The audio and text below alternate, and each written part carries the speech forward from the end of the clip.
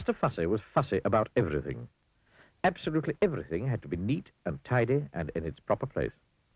Mr. Fussy spent all day and every day rearranging his furniture and making sure that the flowers grew in a straight line in his garden and trying to find specks of dust where there couldn't possibly be specks of dust, because he spent all his time making sure that there weren't any specks of dust.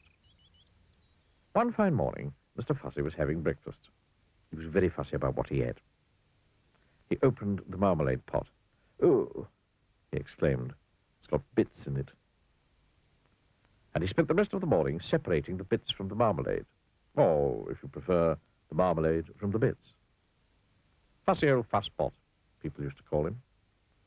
Then Mr. Fussy went out into his garden, and he spent the rest of the day straightening out all the blades of grass on his lawn. Fussy old fusspot. That evening, Mr. Fussy was in his kitchen, ironing his shoelaces, when he heard a crash outside. "What's to do?" he murmured to himself, and hurried outside to investigate. There, with a broken garden gate in one hand, and an old battered suitcase in the other, and a sheepish grin on his face, stood an untidy person, Mr. Clumsy.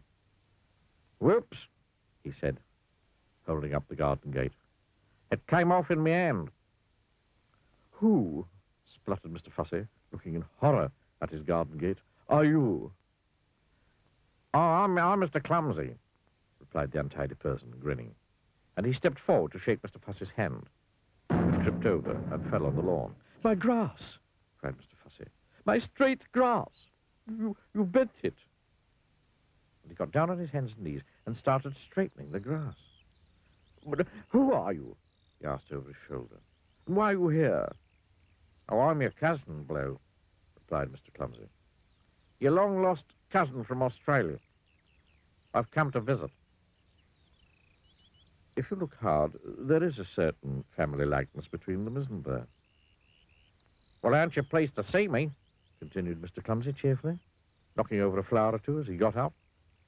Picked up his suitcase, knocking over another flower or two, or three. Mr. Fussy quite obviously wasn't pleased to see him. "Oh, you'd better come in," he muttered. "I say," remarked Mr. Clumsy, looking through the front door of Mr. Fussy's house. "I say, what a neat little place you got here." And he stepped inside, tripped over his shoelaces, which he often does, knocked over a chair, dropped his suitcase, and fell in an untidy heap on the floor. "Whoops," he said. Mr. Fussy shut his eyes and heaved a sigh and groaned silently to himself. Later that evening, after Mr. Fussy had cooked them a meal, and after Mr. Clumsy had helped with the washing up, 2 broken plates, they sat down to talk. Mr. Fussy sat, as he always did, in a neat and tidy fashion. Mr. Clumsy sat, as he always did, in a not-so-neat and tidy fashion. "How long are you staying?" asked Mr. Fussy. "Oh, I don't know," grinned Mr. Clumsy. "Few days, week, year, haven't decided." Mr. Fussy groaned another long, silent groan to himself. And they went to bed. When he woke in the morning, Mr. Fussy jumped out of bed and went into his bathroom. Oh no," he gasped. "Oh, no." Oh, yes. Mr. Clumsy had been there before him. The towels lay in a heap on the floor. The bath was full of water. There were pools of water all over the bathroom floor. Half a tube of toothpaste had been squeezed out onto the mirror. What a mess. Mr. Fussy made it all neat and tidy as quickly as he could. Then he hurried downstairs. "Morning," said his cousin cheerfully. "I've cooked your breakfast. Sit down." There was an awful mess everywhere. "There we are. Breakfast," said Mr. Clumsy, carrying a plate of fried eggs, broken fried eggs, towards the table.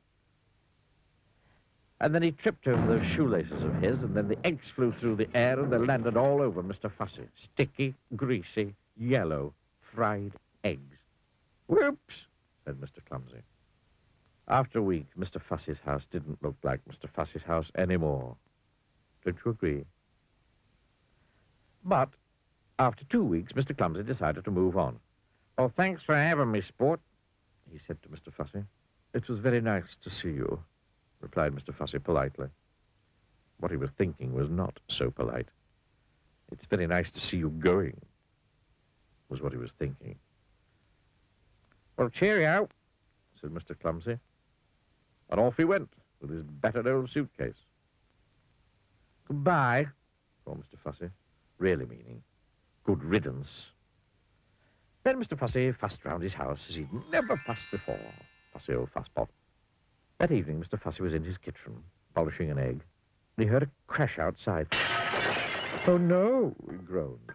Oh, not Mr. Clumsy back again. It can't be. Mustn't be. It isn't. And it wasn't.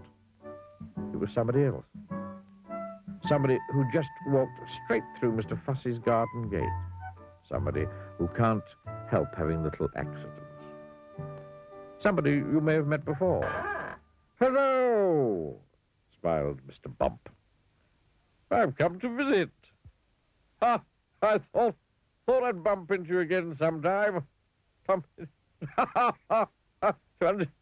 into you.